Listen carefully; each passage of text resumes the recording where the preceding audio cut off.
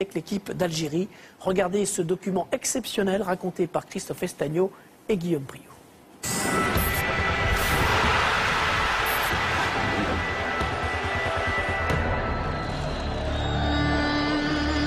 Joueurs, 40 millions d'Algériens et bien plus qu'un match de football.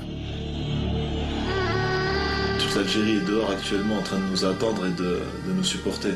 Donc cette image elle est ancrée dans nos têtes pour fêter la victoire et la qualification Inch'Allah après le match. On n'est pas des joueurs, on est des ambassadeurs. Quand on voit qu'est-ce qui se passe, tu te dis c'est bon, c'est pas un match de foot, tu vas en guerre, on dirait... C'est l'image qui parle d'elle-même, quoi. Jeudi dernier, au moment où l'équipe algérienne atterrit au Caire, tout semble pourtant si calme. Certains supporters posent devant les photographes. Des scènes de fraternité rassurantes entre deux nations qui partagent la même langue, la même religion. Nous sommes des frères pour toujours. Mais entre l'Algérie et l'Égypte se joue une unique place en Coupe du Monde. Un ticket si convoité qu'il engendre les pires excès. Un piège se prépare. Des supporters égyptiens incontrôlables et des policiers débordés, incapables de protéger les Algériens. C'est la police qui a frappé là.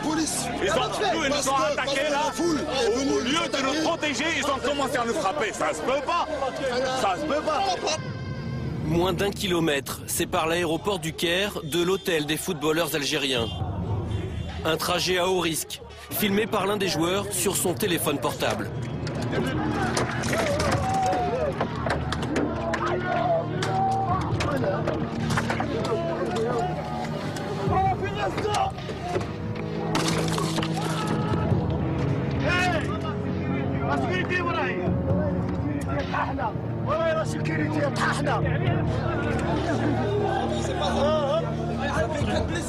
Qu'est-ce qui s'est passé, Majid? Qu'est-ce qui est passé?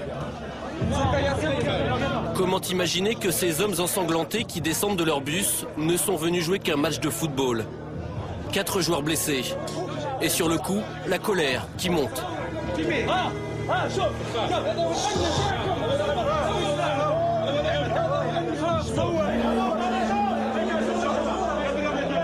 Imagine un joueur, il prend ça dans la tête. Imagine. C'est ça le football. C'est ça le football. J'ai vu la pierre qui est venue. Heureusement qu'elle était un peu amortée par le réseau. Et après, elle sonné, je me suis caché. Comme tous les autres, ça venait de partout. Il y a un morceau de verre qui a pénétré à l'intérieur de la plaie. On attend pour la suturer. Il y a qu'il y ait une constatation de la FIFA. Et après, ils te disent, on est des frères. Quels frères? Ça, c'est des frères. Regarde l'accueil. Quel accueil? Il te dit l'Algérie. Quel accueil? Là, en Algérie, on n'a touché personne. En Algérie. Il n'y a personne qui t'est touché. Ça, parce qu'ils voient les gens, c'est pas un joueur. Après, il te dit, on est des frères. On n'est pas des frères. On va la gagner. On va la gagner. On va gagner. On va gagner.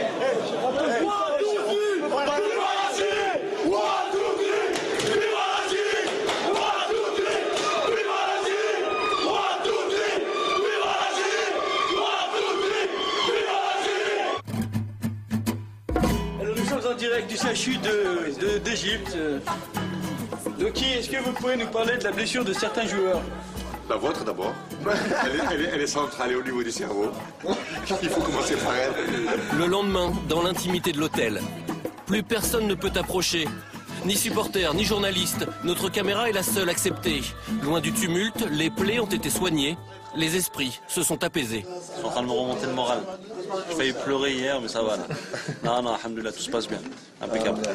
Même avec un bras au moins, on va jouer. On aura plus de courage. Mais cet avant-match sera de tous les excès.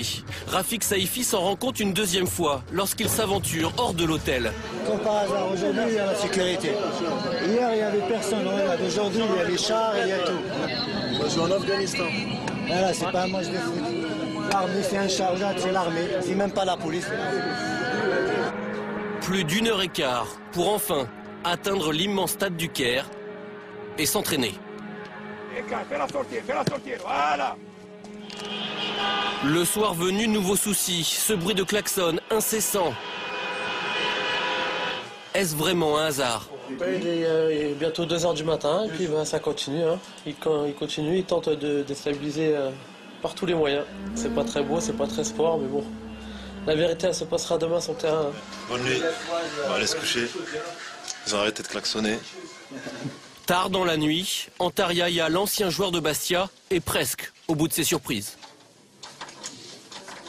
Sûrement, l'Égyptien, il a dû prendre ma carte, il a démanié. Ici devant la porte. Ouais. J'étais mauvaise langue, pardon. Jour de match. Malgré les incidents, la Fédération internationale a décidé de maintenir la rencontre. Alors, peu importe les polémiques. Ah mais chez nous, il peut se passer n'importe quoi, il y aura toujours une bonne ambiance, ce sera toujours détendu. On est plus fort qu'eux, et c'est pour ça qu'ils ont commencé à nous créer des histoires. On savait qu'ils allaient nous faire tous les moyens pour nous déstabiliser. Vous êtes l'exemple, c'est l'Algérie qui joue. Et on doit donner un très bon exemple dans le comportement. Tout le monde. Y compris moi, parce que la dernière fois, je me suis énervé. On va aller au match. On va les battre sur le terrain. Et là, on va leur démontrer, on va leur dire, voilà, nous, on mérite d'aller au Coupe du Monde. On est prêt pour le match. La guerre.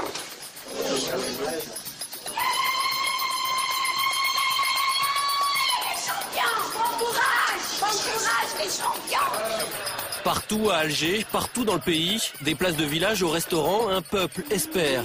Devant les écrans, les Algériens n'entendront pas leur hymne, couvert par les sifflets de 80 000 Égyptiens.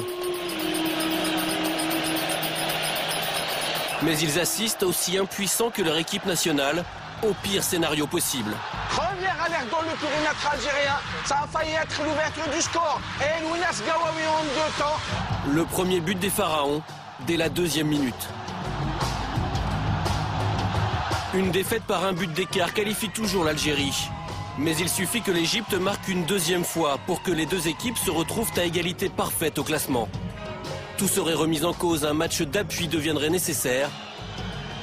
On joue la dernière minute du match.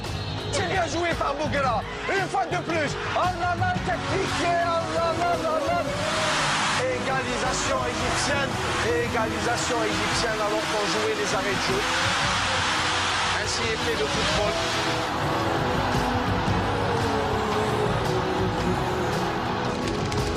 Pendant 95 minutes, l'Algérie a tenu cette participation au mondial qui lui échappe depuis 23 ans. Puis le piège s'est refermé. On jouait comme des invalides de guerre, mais qui ont tenu leur rôle. Il faut vraiment les féliciter, ces garçons. On est fiers d'eux. Tard dans la soirée, dernier remerciement aux supporters venus les encourager. Une minute du bonheur. Mercredi au Soudan, sur terrain neutre cette fois, les Fennecs auront une 2e chance. Ça fait mal, c'est très dur à digérer, mais on n'a pas le choix. Il faut récupérer très vite. On part demain au Soudan. On va gagner au Soudan, Inch'Allah.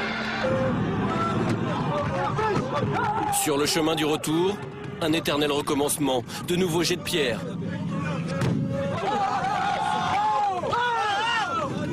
Mais cette fois du fond du bus, malgré la tristesse, malgré la colère, s'élèvent quelques chants comme une réponse aux attaques, comme un signe de plus que l'Algérie n'a pas renoncé. Voilà, il y aura donc un match d'appui au Soudan, Algérie et Égypte mercredi. Samir, vous suivez l'équipe du pays de vos parents? Oui, j'ai regardé le match et mercredi aussi je serai devant mon poste en espérant qu'il puisse se qualifier pour la Coupe du Monde. On verra ça, ce sera mercredi. Une dernière information avant de se quitter. Toulalan forfait, Abidal également forfait pour le match retour France-Irlande de mercredi. Ils ne seront pas remplacés dans le groupe. Voilà, merci à tous. Merci Christophe, merci Samir, merci Pierre, merci Isabelle. À la semaine prochaine. Salut!